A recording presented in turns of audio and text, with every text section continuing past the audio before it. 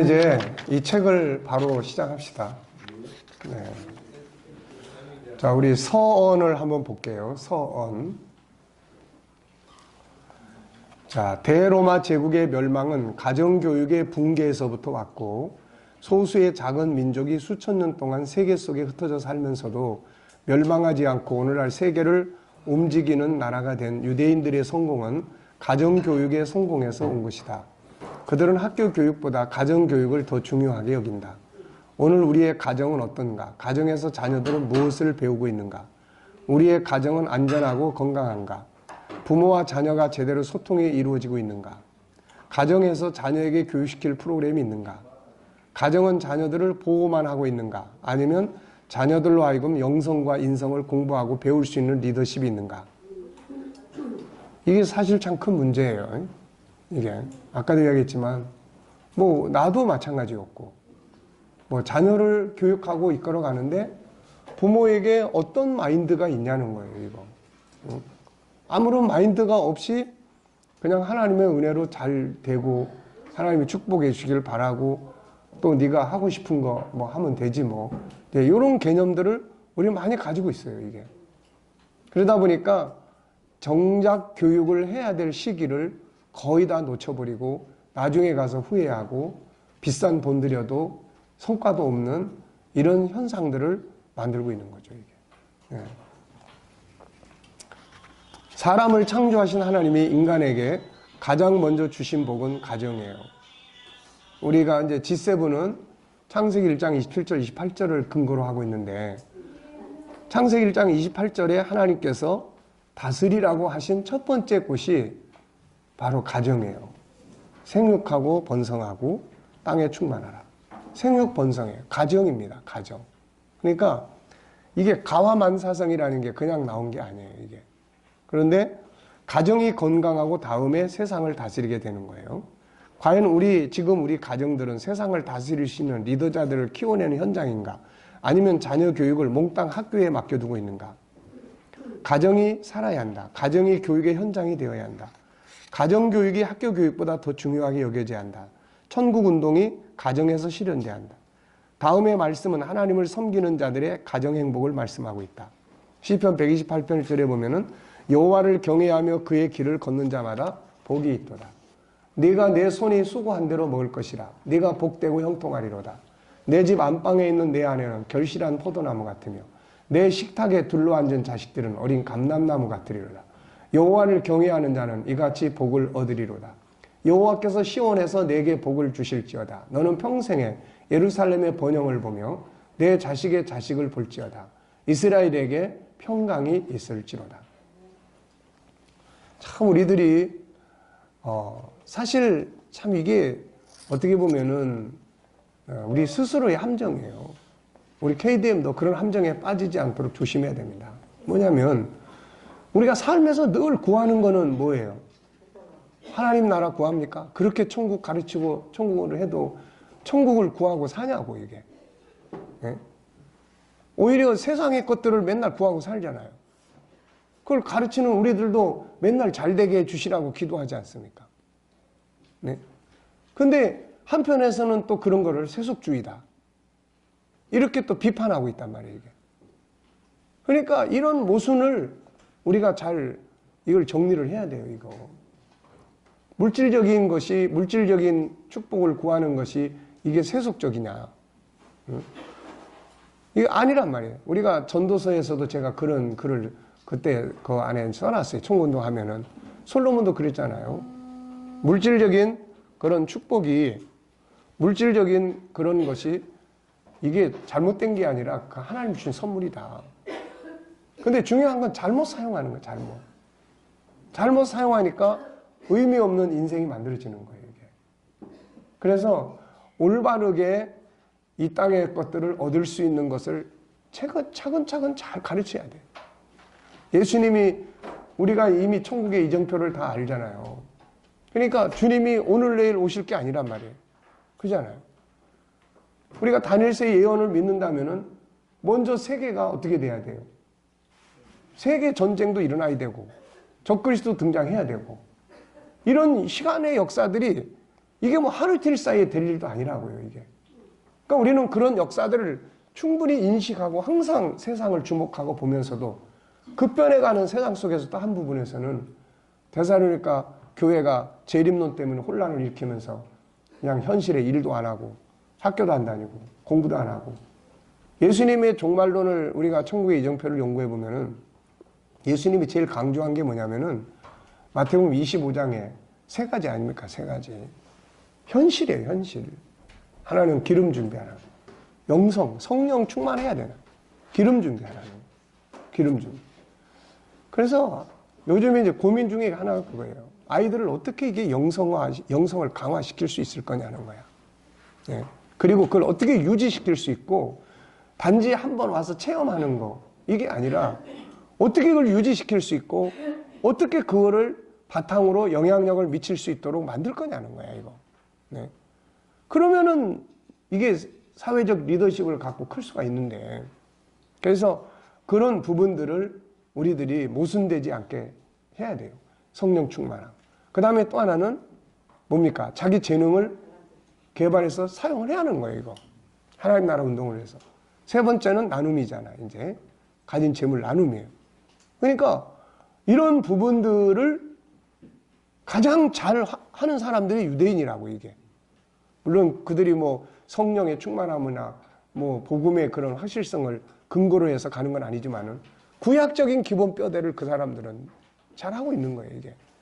우리는 더 뛰어난 그 사람들이 가지지 않은 신약을 가지고 있는데도 불구하고 예수님은 분명히 나를 믿는 너희의 의가 서기관과 그 사람들보다 더 나아야 된다는데 우리는 이런 데 별로 신경 안 쓰는 것 같아요, 이게. 네. 그러니까 사람들이 그런 것 같아요. 우리나라 사람들은 뭔가 이렇게 듣고 하는 거는 참 좋은데 네가 가서 이걸 이렇게 해라고 하는 거는 굉장히 힘들어하는 것 같아요, 이게. 그걸 그냥 공짜로 어떻게 좀 이렇게 이루어지기를 바라는 뭐 이런 거. 근데 하나님은 이게 절대로 공짜가 없는 분이라고요. 네. 자, 본 프로그램을 통해서 천국이 각 가정에 이루어지기를 소망한다. 가정이 회복되고 가정이 참된 교육이 이루어지는 학교가 되어 자녀들이 세상에 나가 소금과 빛을 발하는 역사가 있기를 바란다. 다음의 말씀은 가정이 어떤 곳이 되어야 하는지를 보여준다. 누가복음 2장 52절에 보면 예수는 지혜와 키가 자라가요. 키만 자라가는 게 아니에요. 지혜가 같이 크는 거예요. 같이. 하나님과 사람에게 사랑스러워지더라. 인정받는 거예요. 하나님과 사람에게. 이게 가정교육, 이게 교육의 가장 기본 핵심 뼈대입니다, 이게. 아이들은 성장해 간다. 육체만 자라는 게 아니라 예수님처럼 지혜가 함께 성장해야 하고 하나님과 사람과의 관계에서 인정받는 사회성이 함께 성장해 가야 한다. 하나는 지혜, 우리로 말하면 SQ, EQ가 커야 되고 또 하나는 사람과 사람의 세상에서 인정받는 그런 현실적인 능력을 키워가야 되는 거예요. 그래야 쓰임을 받으니까. 이제 아까 이야기한 김 목사님이 보내주신 그 내용을 읽다 보니까 거기서 제일 강조하는 게 전문가예요, 전문가. 앞으로는 전문가가 아니면은 살아남을 수가 없다는 거예요. 전문가. 그냥 정형적이고 기계적으로, 보편적으로 하던 건 이제 기계가 다 대체하고. 그잖아요? 계산하는 거. 변호사들도 보니까 심지어는 초벌 변호를 정리하고 이런 사람들은 다 이제 쓸모가 없는 거예요. 그거는 자료를 정리하는 거기 때문에 그거는 슈퍼컴퓨터에서 더 훨씬 더 잘할 수 있다는 거고. 그러니까 이제는 그야말로 그런 기계들을 다룰 수 있는 전문성. 창의력과 감성과 그 다음에 관리의 능력과 이런 것들이 이게 전문화되어 있는 사람들. 이 사람들은 할 일이 뭐 엄청나게 많아진다는. 그러면서 고가 부차, 이제 고가 부가가치를 만들어내는 거예요, 이제. 예. 높은 부가가치를. 그렇지 않은 사람들은 이제 밑바닥에 사는 거야, 다. 이게. 이거를 누가 그렇게 살라고 운명을 지어주는 게 아니에요. 자기 스스로가 그렇게 만드는 거고, 그 스스로의 주변에는 부모가 있는 거예요, 이거. 부모가 있다고. 그러니까 우리나라 부모님들은 자녀들을 위해서 기도는 많이 해. 그런데 잘 되는 길을 가르칠 수가 없어요. 이게. 그거를 이제 우리가 해야 되는 거예요. 보라, 자식들은 여호와의 기업이요 태의 열매는 그의 상급이로다. 이 자녀들이 아무렇게나 크는 나무처럼 내버려둬서는 안 된다. 이미 경험된 지식들을 모아둔 학습만 습득하는 게 아니라 아직 나타나지 않은 지혜, 숨겨져 있는 지혜들이 밖으로 나오게 해야 한다. 이건 가정학교에서 이루어진다. 잠언 20장 5절에 사람의 마음에 있는 모략은 깊은 물 같으니라. 그럴지라도 명철한 사람은 그것을 길어낸다. 아이들 속에 들어있는 세상을 다스릴 수 있는 지혜의 샘물이 밖으로 나오게 해야 한다. 그리고 이것을 숙달하고 단련하여 세상 앞에 서도록 지지하고 격려하고 도와야 된다. 아이들은 그렇게 할 수 있다. 이런 사람들은 왕 앞에 쓴다. 네가 자기의 일에 능숙한 사람을 보았느냐? 이런 사람은 왕 앞에 쓸 것이요 천한자 앞에 서지 아니하리라. 다 같은 말이에요. 전문가. 예? 유대인들은 개성을 찾아서 자기 개성의 전문가가 돼야 된다. 자기가 가지고 있는 그 독특한 개성의 전문가가 돼야 된다는 거예요. 이런 사람들이 다윗, 요셉, 다니엘이에요. 제가 이런 운동을 할 수 있는 동기를 부여받는 것이 이 사람들이에요. 이 사람들. 이 사람들도 사람인데 더 안 좋은 환경을 가지고 있는데 노예로 팔려가고 전쟁포로가 되고 야외에서 양 키우던 목동이고 그런데 이런 사람들이 다 왕 앞에 서는 거예요. 자기들이 다 왕의 고문이 되고 똑똑해진다는 거죠. 쉽게 말하면은 재능을 충분히 활용한다는 거죠. 우리 자녀들도 이렇게 할 수 있다. 그러니까 문제는 우리 자녀들이 이렇게 나도 할 수 있어 라고 하는 의지를 어떻게 키워줄 거냐는 거야. 이거. 나도 이렇게 살아야 돼 라고 하는 것을 어떻게 키워줄 거냐는 거야. 그거는 뭐 목사님 생각이에요. 그거는 뭐 엄마 생각이지. 뭐 우리 하고 싶은 대로 내비둬요. 막 이런 식이 돼버려서는 우선 인식 자체가 이게 지금 삐뚤어지게 지금 가고 있는 거야. 이게 이 자체가. 옛날에는 그래도 우리들이 클 때는 어떻게든지 이거 벗어나야 돼. 가난을 벗어나야 돼. 어떻게든지 훌륭한 사람이 돼야 돼. 그래서 열심히 공부해야 돼. 그래도 이런 의지라도 있었는데 지금은 어디서부터가 잘못된 건지 지금은 애들 속에 그런 개념이 없는 거예요. 학교는 그냥 자유분방하게 네 안에 있는 개성을 찾아내 그러는데 애들은 다 게임 앞에 앉아있고 다 잘못된 성적인 문화에 빠지고 세속화된 문화에 빠지고 SNS에 빠져가지고 시간 가는 줄 모르고 다 그러게 정신적으로 다 병자가 돼가고 있는 거예요. 이게 다. 이게 지금 어디서 어떻게 과연 손을 대야지 이 대한민국의 우리의 이런 문화권 속에서 성장하는 아이들이 그야말로 개인적으로는 세상에 소금 빛이 되고 그리고 한편에서는 이 나라를 지탱해 갈 수 있는 힘이 되고 한편에서는 세상과의 경쟁을 해서 그야말로 뛰어난 그런 그릇들을 만들어낼 수 있겠냐는 거예요. 이게 참 안타까운 이야기죠. 안 그렇습니까? 네.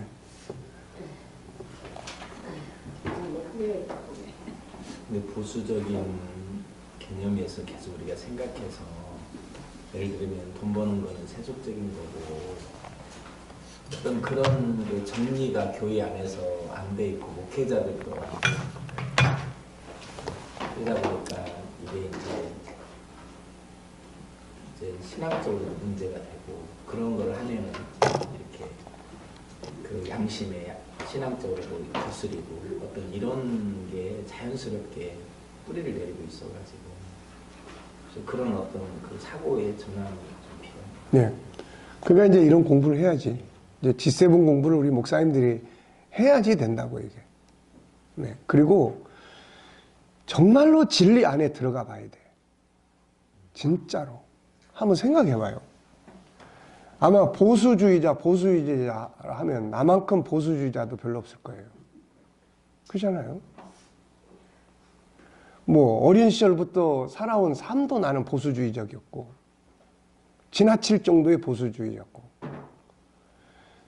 또 성장을 해서 성경 연구를 해도 나만큼 보수주의적인 입장에서 복음주의적인 입장에서 연구하고 산 사람도 많지는 않을 거예요. 근데 그런 사람이 이런 일을 한다고 했을 때는 복음의 끝에 가면 이걸 안 할 수가 없다는 이야기예요. 복음의 끝에 가면.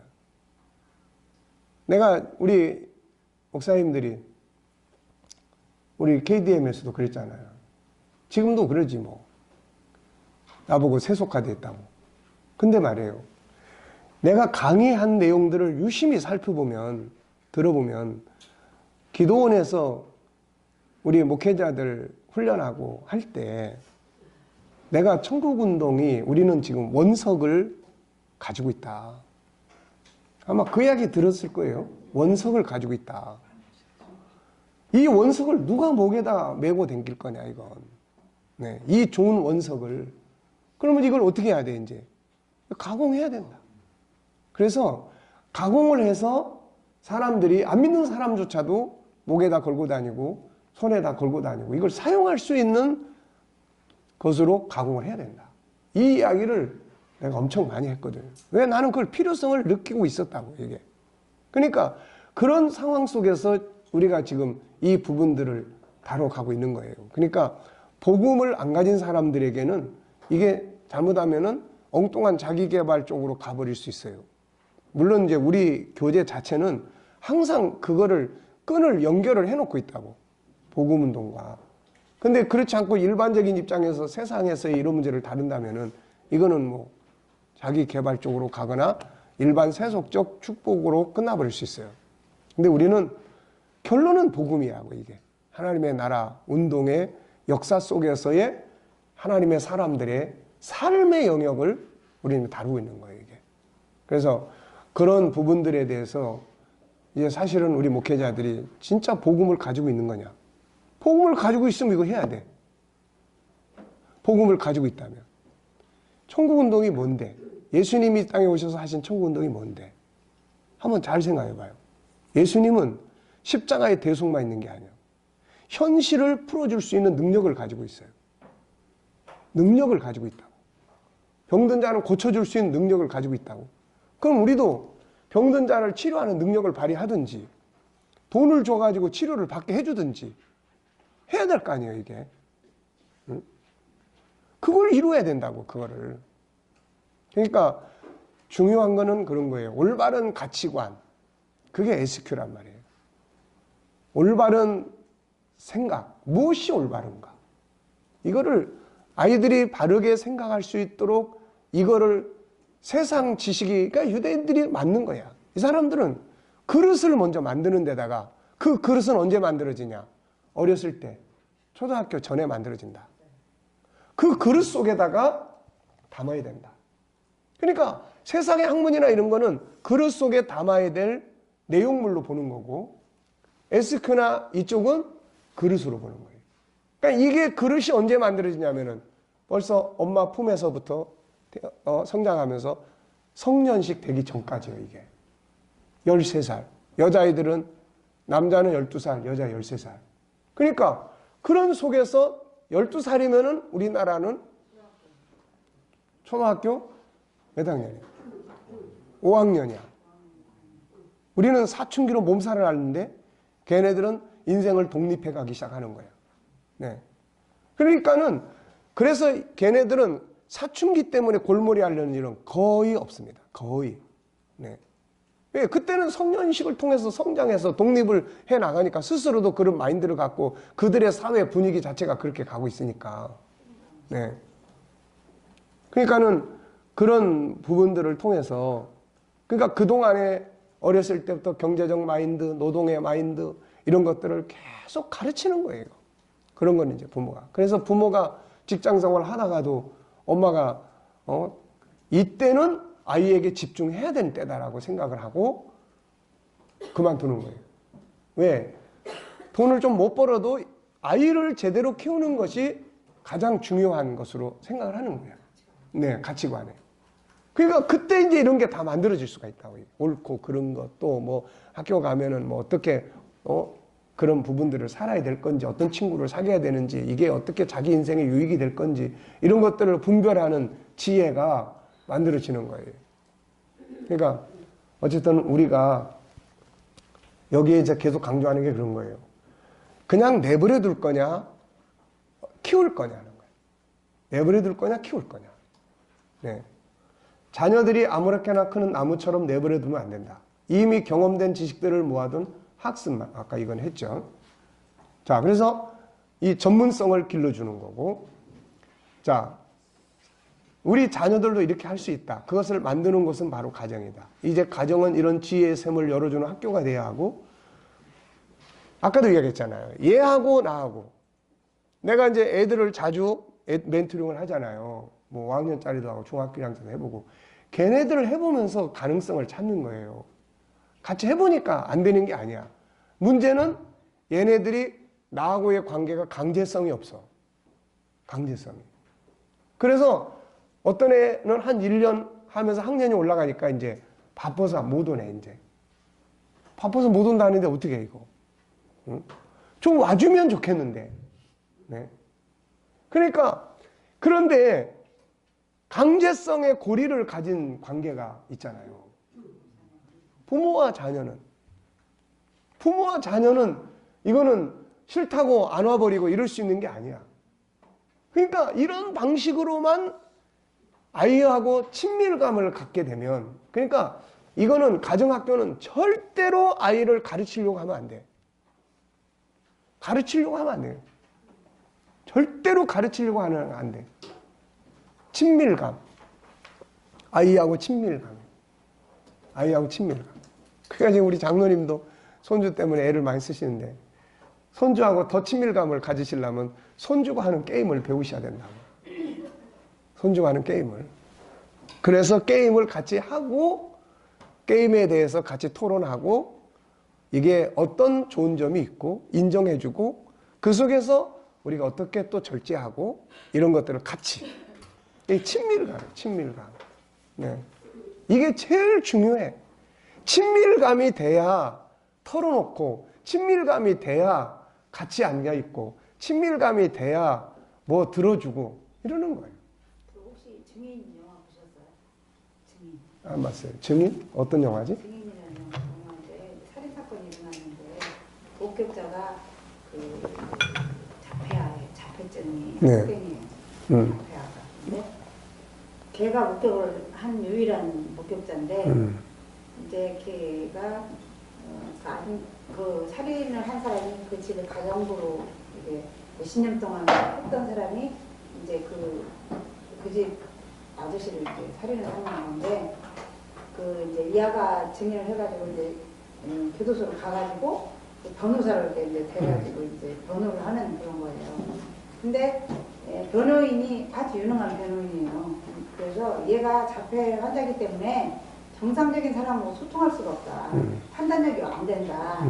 그렇게 해가지고 무죄를 받아요. 살인자가 무죄로 1심에서 무죄로 나왔어요. 근데 실제로 그 가정부가 죽였단 말이에요. 근데 실제 범인인데 무죄로 나왔어. 무죄로 나왔어요. 왜냐면 너무나 이게 과학적으로 이렇게 설득력이 있으니까 자료 같은 거는 이렇게 그 자폐에 대한 자료증이나 다 이렇게 증명을 해서 무죄로 나왔어요. 근데 얘는 일반적으로 그 가정부가 죽였다고 주장을 하는 거예요. 근데 이제 변호사가 얘를 만나서 얘기를 좀 하고 싶은데 안 붙여줘, 사람을. 그러니까 얘하고 어쨌든 간에 그 정보를 알려면 얘하고 친해져야 된단 말이에요. 그래서 그 친해지는 방법이, 소통의 방법이, 얘는 그 자기 세계가 있잖아요. 그래가지고 핸드폰 그거 가지고 계속 뭐 자기 나름대로 하는데, 걔하고 소통하는 방법은 게임을 좋아해요. 게임 같은 거 좋아하고, 머리가 아주 탁월해요. 그래가지고 이 수학 능력이 엄청 뛰어나요. 그래가지고 이제 그것을 알아가지고 이 변호인이 자꾸 접근을 하면서 자꾸 친해지는 방법이, 그게 이제 이런 게임을 통해서 소통을 하는데, 아저씨가 5시, 오후 5시만 되면 전화를 해서 퀴즈를 낼게. 그래서 퀴즈를 내가지고 소통을 해요. 정말. 근데 엄청 머리가 탁월해요, 내가. 6 3개 가지고 7을 만들어봐라. 그렇게 하니까, 어떠세요, 여러분들? 6 3개 가지고 어떻게 7을 만들겠어요?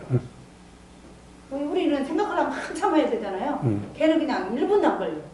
어떻게 만들어? 6분의 6이면 1이잖아요. 6분의 6에다가 플러스 6이면 7이잖아요. 그거를 1분도 안 걸려, 걔는. 다다다. 그리고 넥타이에 막 이렇게 이렇게 막 물방울 점 있는 넥타이가 몇 개인지 세어보셨어요? 우리 못 세잖아요. 근데 걔는 182개라고 그냥 순식간에 그냥 알아내버리는 거예요. 그리고 엄청 청력이 뛰어나. 그래가지고 일반인들이 말하는 소리 막 기막고 막 듣기 싫어하고 막 그런데 지네 반에서 애들한테 맨날 아무 따다하고 막 그러잖아요. 그런데 친한 친구가 하나 붙어 있어갖고 걔를 알바식으로 해갖고 용돈을 줘가면서 엄마가 걔 좀 데리고 다니라 해갖고 붙여줬어. 근데 걔가 중간 역할을 해가지고 이 변호사하고 얘기를 하는데 그 변호사하고 이야기할 때는 굉장히 친절하게 해주는 것처럼 해요. 근데 둘이 갈 때는 또 막 걔를 막 학대를 하는 거야, 얘가, 친구가. 그래서 얘는 파란색만 보면 파란색을 좋아하거든요. 이 뭐 젤리 같은 것도 파란색만 골라서 먹고 그런 습성이 있어요. 근데 이제 줄여서 말씀을 드리자면 결국에는 이제 바로 건너편 아파트에서 그 사건이 일어났는데 그 가정주가 하는 소리가 다 들려요. 다른 사람 하나도 안 들리는데 다 들려요. 그러면서 어메 징어네 목소리 왜 이렇게 징그럽게 안 끊어지네 막 이런 소리를 다 외우고 얘가 그냥 그대로 입력이 돼 있어. 그러니까 나중에 이제 얘가 이 변호사가 내가 잘못했구나 그거를 이제 깨닫고 자폐아를 그냥 자기가 그냥 그 어떤 편견에 의해서 얘는 판단이 없을 것이다 그렇게 편견으로 판단을 하고 무죄를 해놨단 말이에요. 근데 얘를 자꾸 이렇게 이제 만나고 친하다 보니까 얘가 아주 정직하다는 게 이제 느껴지고 뭐라고 하냐면은 장래의 희망이 뭐냐니까 변호사야 얘가. 변호사가 되고 싶어. 근데 언어가 안 되니까 나는 자기 엄마하고 얘기하는데 나는 변호사가 되고 싶지만 말을 잘 못하니까 변호사는 못해도 증인은 되고 싶어요. 정직하게 말하는 증인은 되고 싶어요. 그러니까 이제 2심에 가서 또 증인을 서야 돼요. 근데 이제 막 너무 괴롭고 막 이 사람들 소리가 막 괴로워요. 얘한테는 고통이야. 그래서 엄마는 못 가게 해. 못 가게 하는데 얘는 나는 그래도 증인이 될 거라고. 증인이 되겠습니다. 증인이 되겠습니다. 계속 반복을 해요. 그래서 이제 설득을 해가지고 증인을 딱 섰는데 뭐라고 하냐. 그 아줌마가 한 음절이 몇 음절이니까 몇 음절이나 되냐니까 108음절이라는 걸 딱 알고 있어요. 얘가. 그러니까 이것을 누구죠? 판사가 이제 납득이 갈 수 있도록 증명을 해주는데 그 재판석에 맨 뒤에 경호원이 서 있더라고요. 경호원이 서 있으니 한참 한 몇십 미터 떨어져 있잖아요. 그러니까 몇십 미터 떨어져 있는데 그 경호원한테 제가 좀 부탁을 드리겠다고 자기 소개를 좀 해주라고 그 대신 한 소리로 속삭이듯이 해주라고 그랬어요. 근데 그 사람이 뭐라고 입을 막 이렇게 하니까 그 방청석에 있는 사람도 하나도 못 들어. 무슨 말인가 안 들려. 근데 얘만 증인석에서 그대로 말을 하는 거예요. 자기 소속을 그대로 말을 해요. 그래서 딱 뭐 정확하게 말을 하면서 이 사람 이름까지 지위까지 소속까지 딱 어디 있는 거 정확하게 말하니까 본인 맞습니까? 그러니까 네 맞습니다. 그 사람이 증명을 해줬잖아요. 그러면서 그러면 그날 그 사건이 있었던 날 저거 아줌마가 한 소리를 그대로 말할 수 있냐? 그러니까 예. 그러니까 목소리 하나도 안 틀리게 그 아줌마가 한 소리를 딱 말을 하는 거예요. 증인. 증인. 자, 이제 나중에 다 한 번씩 보시고, 그러면 그거 다운받아서 볼 수 있겠네. 네. 그래가지고 그게 제가 무슨 말씀 드리려고 하냐면, 그 자폐하고 소통이 되려면, 걔하고 걔는 게임을 좋아하고, 그 다음에 퍼즐을 좋아해. 퍼즐을 엄청 좋아해. 그래가지고 퍼즐을 같이 즐기면서 걔하고 막 대화를 한단 말이에요. 그러니까 퍼즐 책을 막 어디 갔든지 막 구해갖고 막 이 변호사가 찾아갖고 와서 같이 하고 그다음에 게임을 하루에 하나씩 개발을 해서 뭐를 질문을 하면 얘가 대답. 그게 소통 방법이 아주 좋더라고요. 그러니까 친밀감이에요, 결국은. 친밀감 때문에 네, 어제도 죄송합니다. 아니에요. 나중에 증인 한번. 기억력이 네. 없죠. 영화에 대한 전체 스토리를 예. 목사 제가 너무 감명 깊게 봐가지고 그래서 서장원님은 제 손자랑 친해지지 않을 때는 그래가지고 결국에는 변호사가 한마디 하려고 하시게 이제 어제도 이제 우리가 이제 주일날 저녁반 이제 공부하면서 그런 이야기가 나왔어요. 왜냐하면은 이제 어느 한 부분이 대화가 잘 안 될 수 있어요. 근데 그거를 억지로 대화를 하려고 해서는 안 되고 일단은 친밀감이 어느 정도냐. 친밀감이 어느 정도냐. 내가 이 이야기를 하고 싶은 친밀감이 있는 사람이냐 아니면은 그냥 하고 싶지 않은 친밀감을 가진 정도의 그런 친밀감의 지수를 가지고 있는 거냐. 그러니까 가정학교는 가장 중요한 게 친밀감이에요, 이거. 친밀감을 갖는 거예요. 이 가정학교라고 해가지고, 이거 가르치려고 그러면 무조건 실패해요, 이거는. 이걸 가져가서 뭐 아이한테 오늘은 이거다 해가지고 뭐 가르치려고 대들었다가는 일단 실패해요. 왜 가정이 중요하냐면 아까도 이야기했잖아요. 교회에서는 안 와버리면 소용이 없어. 교회는. 가정은 헤어질 수가 없어. 싫든 좋든 매일 만나. 매일 뭔가 대화하고, 매일 뭔가 교제하고, 매일 뭔가를 소통하고, 매일 뭔가를 함께 먹고, 함께 자고, 함께 하는 사람들이라고 이게. 그러니까 함께 할 때 어떻게 할 거냐. 밥을 먹을 때 어떻게 할 거냐. 그동안도 대화를 나누는데 대화를 나눌 때 무슨 말을 할 거냐. 아침에 갈 때 잘 갔다 와 이런 말을 할 거냐. 아니면은 오늘 가서 궁금한 게 있으면은 꼭 물어보고 와 이 말을 할 거냐. 도대체 어떤 말을 할 거냐는 거예요. 그래서 가정학교는 철저하게 친밀감이다. 두 번째는 모델 역할을 해야 돼요. 모델 역할. 요 두 개가 가정학교의 키예요. 키. 모델. 네. 하나는 친밀감, 하나는 모델이에요. 절대로 내가 가르친다? 그래 버리면은 아이들은 학교에서 가르치는 것이 지겨워가지고 집에 와. 근데 엄마가 또 붙들고 또 뭔가를 막 훈계를 하고 또 가르쳐. 도망가고 싶지. 이게 도망가고 싶은 거야, 이게. 어렸을 때는 그나마 도망가봐야 갈 데가 없으니까 그러지만은 좀 더 크면 이제 갈 데도 많고 그러면 이제 안 들어와 버려요, 이제.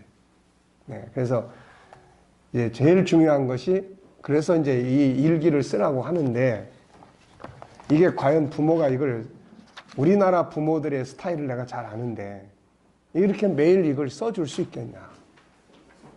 그래서 지금 이번 달에 일단 우리 목사님들이 하여튼 집에서 자기 자녀를 데리고 하든지 누구를 데리고 하든지 하여튼 뭐 손주를 데리고 하든지 주일학생을 데리고 하든지 누구를 하나 데리고 하여튼 이걸 해봐야 돼. 해보고 어렵지만 그래도 가능성이 있다. 그러면 이제 이대로 일단 가야 돼. 이대로. 근데 도저히 뭐 어려워가지고 나도 못하겠다고 이래버리면은 교인들 보고는 하라고 할 수가 없는 거예요, 이거. 그러니까 그 점을 꼭 참고해 두시고. 자, 그래서 이제 가정은 이런 지혜의 샘을 열어주는 학교가 되어야 하고 성경을 기반으로 하는 예수 그리스도의 가르침, 하나님의 성품을 기반으로 살아가는 새로운 문화가 만들어져야 돼요. 문화가 만들어져야 돼요. 문화. 네. 문화가 만들어져야 돼요. 바울이 에베소 4장 21절 이하에서 이제 옛것을 벗어버리고 새로운 문화예요. 문화가 바뀌어줘야 그 집에서 크는 아이들이 다음에 또 그 문화를 대물림을 할 수가 있어요. 그런데 지금의 우리가 보여주는 문화, 아빠는 항상 아침에 늦게 갔다가 밤늦게 들어오고 만났다가 그러면은 야단부터 치는, 또 엄마 뭐 만나면 맨날 야단 맞고 소통도 안 되고 뭐 조금 잘못하면 신경질만 부리고 친구들하고 어울려 돌아다니기만 하고 집에 오면 맨날 텔레비 앞에 앉아있고 뭐 이런 엄마, 이런 문화는 얘들이 또 그대로 사는 거야. 얘들이 또 그대로 사는 거예요, 이게. 유대인들은 수천 년 동안 그런 문화가 쫙 있어. 그걸 못 빠져나가. 그 틀 안에서. 근데 우리는 새로운 문화를 지금 만들어내야 돼, 누군가가. 우리 집안 같으면 내가 지금 이 문화를 만드는 거고, 또 여러분 같으면은 여러분들이 그 집안에서 그 문화를 만들어야 돼. 자식들이 그걸 볼 수 있도록, 애들이 그걸 보고 클 수 있도록. 절대로 부모는 자기 문화를, 세상 문화, 그동안 살아온 문화를 살면서 아이한테 이걸 가르친다? 이거는 안 되는 거예요. 이게. 그래서 우리가 지금 뭐 개혁 그러는데 난 이거를 개혁이라고 생각을 하는 거예요. 신앙을 가정화. 신앙을 가정으로 가져간다.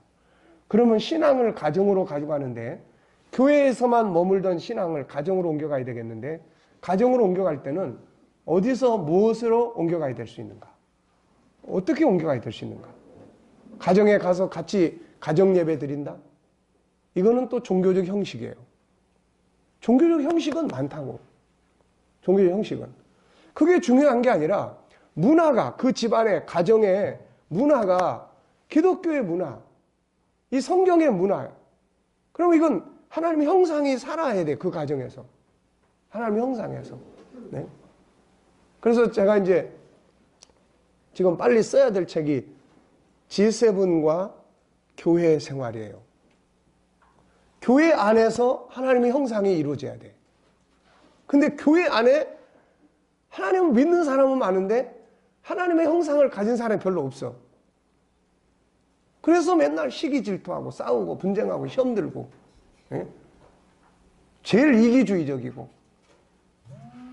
이런 것들을 고쳐야 되는 거예요. 이제 문화로, 이게 G7의 문화로 존귀하게 여기고, 다름을 존중하고, 자기 재능대로 봉사하고, 또 생각을 좀 많이 하고 말하고, 묵상하고, 그 다음에 서로 상처 주지 않고 치유하는 말하고, 또 소통하는 능력을 가져서 들어주고.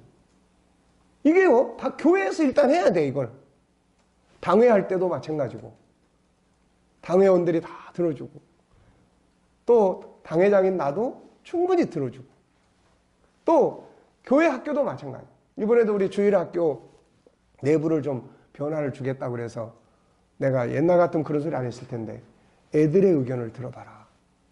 애들은, 선생님들은 이렇게 바꾸면 좋겠는데 애들은 그걸 원하는지 안 하는지 한번 이렇게 물어봐라. 물어보고 그 다음에 애들의 의견을 토론해서 애들이 지들이 예배드릴 방을 만드는 거니까 들어봐라.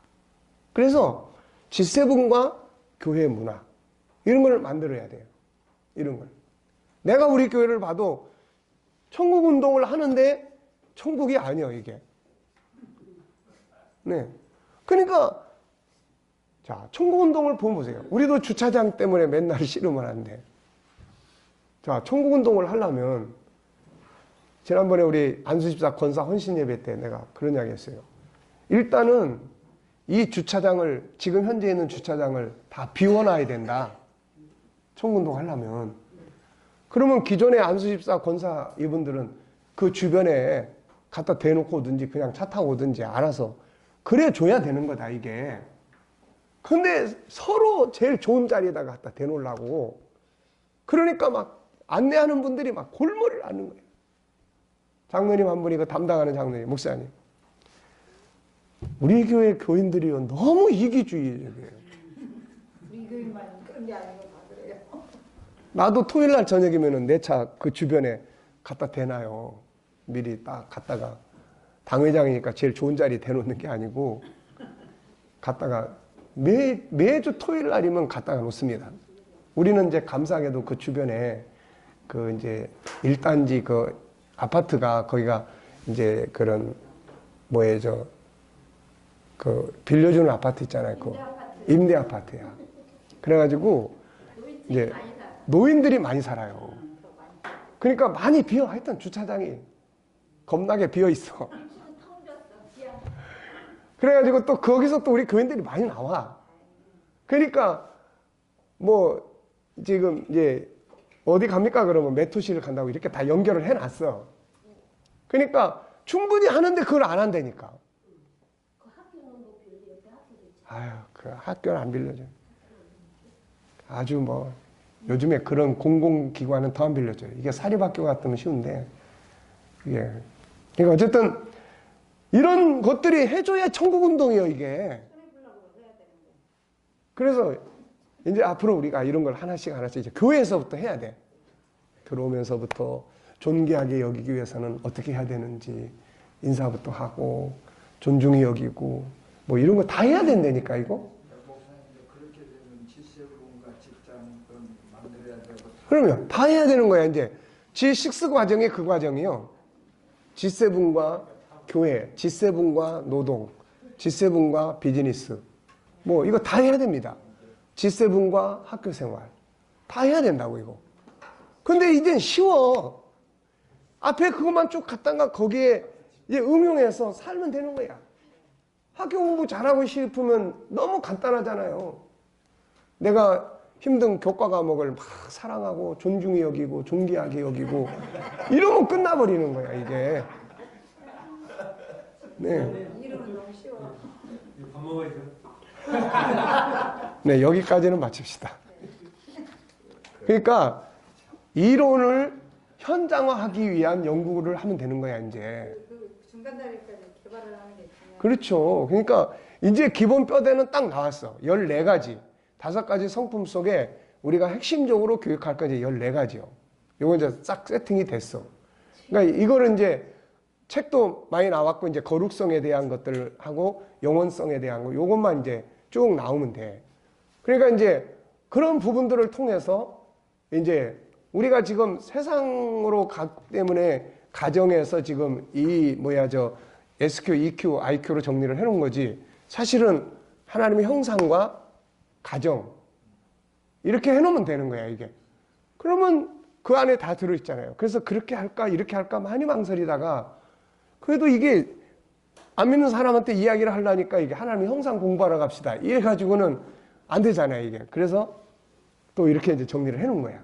근데 이제 다른 분야는 다 하나님의 형상과 비즈니스. 장사하는 사람은 이제 그렇게 하면 이제 성공하는 거야.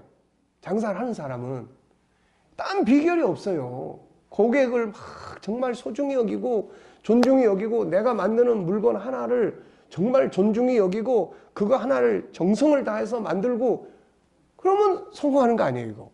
옛날에 우리나라에서 라면 대박 난 사람이 일본에 가서 배우는데 국물 끓일 때 일본 사람이 하는 말을 내가 들었어요. 무슨 말을 들었냐면은 국물을 끓일 때 돌을 닦는 마음으로 끓이라는 거야. 국물 끓일 때. 우리는 그냥 물 집어넣고 펄펄펄 끓여서 파 몇 조각 집어넣고 라면 푹 집어넣었다가 꺼내주는 게 다예요. 근데 그 사람들은 국물을 끓이는데 돌을 닦는 마음으로 하라는 거야, 이거. 이게 존귀함의 영역이야, 이게. 그러니까 목회도 마찬가지라고요. 설교 하나 해도 막 정말 존귀하게 여기고 내 사명을 막 존귀하게 여겨가지고 감사하고. 그래서 나는 그 운동하러 나가면은 목회는 존귀하다. 목회가 힘들 때 막 엄청나게 외쳐요. 막 힘들고 그러면 나가서 목회는 존귀하다. 목회는 존귀하다 말. 예. 자, 새로운 변화. 그리고 디모데후서 3장 15절로 17절. 이거를 내가 요즘 와서 굉장히 많이 묵상을 합니다. 성경은 네? 하나님의 감동으로 된 것으로. 그 위의 구절은 성경은 구원에 이르는 지혜를 얻게 하고, 그 다음에는 아래 거, 성경은 이게 위의 거는 KDM 정체성 교육이요. 아래 거는 G7 교육이요, 이게. 네. 하나님의 감동으로 된 것으로 교훈, 책망, 바르게 함, 의로 교육하기에 유익해. 그래서 이렇게 교육해가지고 뭘 만들어내, 이제. 17절에 있는 것처럼 하나님의 사람으로 온전하게 만들어. 제대로 된 놈을 만드는 거야, 이거. 그 다음에 선한 일을 행할 능력을 갖춰야 돼. 이게 능력이 필요하다고, 능력. 이게 무기력해가지고 이거 해서 착하게 뭐 이거 안 돼, 이제. 예, 그러니까 이거를 아주 그냥 계속 읽고 교훈과 책망과 바르게 함과, 그러면 SQ는 이 속에 어디에 해당되는 거고 EQ는 어디에 해당되는 거고 다 SQ, EQ요, 거의가 다. IQ는 이 속에 뭐지, 이게? 예, 그게 능력이야. 선한 일을 행할 능력이라고, 이게. 그러니까 온전한 사람의 목표야. 이게 뭡니까? 전인 교육이라고. 온전한 사람, 전인 교육.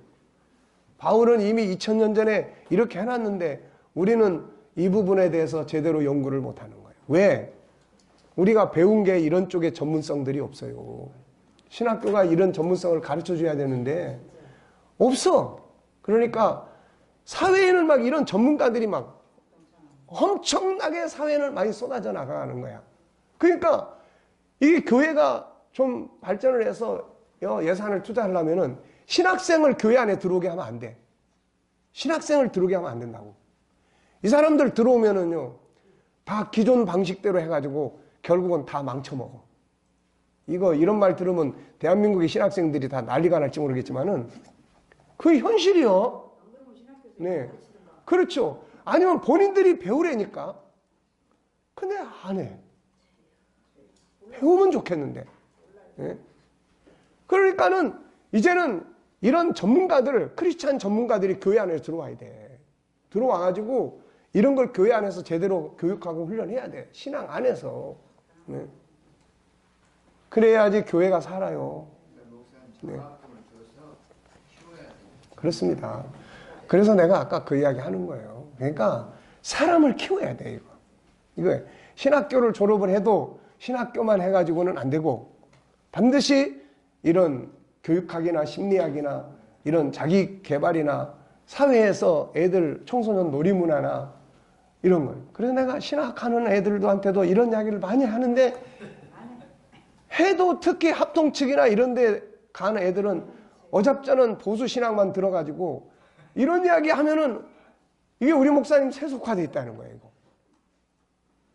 맞아요. 돈 버는다고 돈 버는 것도 세속화됐다고. 자, 너무 열받으면 안 되니까. 자, 여기까지 하고 이제 두 번째 시간 마치고. 그래서 이번에는 이게 지금 25과를 해야 돼요. 그러니까 틈나는 대로 이건 뭐 장과 상관없이 계속 진행을 이제 할 겁니다. 그래서 부모 교실을 하는 부모들은 이거를 이제 거의 다 머릿속에 이게 들어가 있어야 돼, 이게. 이게 딴 거는 몰라도 이거는 머릿속에 다 집어넣어야 돼요. 그래서 이게 머릿속에서 놀아야 된다고. 놀아야 애들하고 대화할 때도 이게 자연스럽게 오늘은 무슨 이야기 할까? 얘 이야기를 쭉 들어보니까 얘는 주로 이쪽 방향을 이야기하는 것 같아요. 그러면 얘하고는 어떤 대화를 나누실까? 이게 이제 이 안에서 작동이 돼야지 되는 거예요, 이게. 그 유대인 부모들은 수천 년 동안 그걸 외우고 율법을 외우고 공부하고 그 다음에 안식일 제도를 배우고 외우고 암송하고 살아오고 했으니 그게 머릿속에 있단 말이에요, 이게. 근데 우리는 없어, 그게. 그리고 우리 스스로가 공부를 하도 지겹게 해가지고 공부한다 그러면 안 하려고 그래, 일단은. 아주 교회도 공부하자 그러면 교회 공부하러 온 거 아니라고 그러고 안 하려고 그래. 네. 자, 마치겠습니다.